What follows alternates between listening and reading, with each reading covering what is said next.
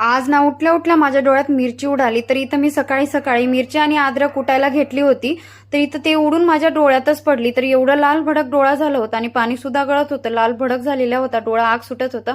तर चला म्हटलं आता डोळा धरून बसायला काय, आपण पापाची परी नाही म्हणून अशी ओढणी झापून कुटून घेतली मिरची जुगाड लावून. तर इथं बघा, इथं 4 चमचे दही घेतलेले आहे मी. आणि आज वेगळ्या पद्धतीने आपण बोंडा बनवते, म्हणजेच कोणी मसूर भजा म्हणतात, कोणी बोंडा म्हणतात. आणि त्याच्यामध्ये आपल्याला ओवा, जिरं आणि आपण कुटून घेतलेले वाटण टाकून घ्यायचंय, म्हणजेच लसण आणि मिरची आणि अद्रक टाकून घ्यायचं आणि चवीनुसार मीठ टाकायचं आणि मिक्स करायचं छान. त्यानंतर इथं आपल्याला 2 वाटी मैदा टाकून घ्यायचा आहे. 2 वाटी मैद्यासाठी 1 वाटी दही घेतलेले आहे, म्हणजे 4 चमचे.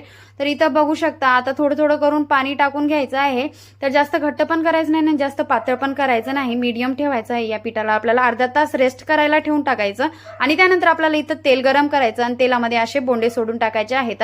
तर मी एकदा बोंडा खायला गेल्यावर तो माणूस असंच टाकत होता हॉटेलमध्ये, तर मी पण त्याच पद्धतीने टाकलं. खरंच गोल गोल गोल गोल बोंडे बनलेले आहेत असं ह्या पद्धतीने टाकल्यावर, आणि एकदम छान लालसर भाजून घ्यायचा, मध्ये कच्चा नाही राहिला पाहिजे. तर असे बोंडे तयार झालेत. आवडल्यास चॅनलला सबस्क्राईब करायला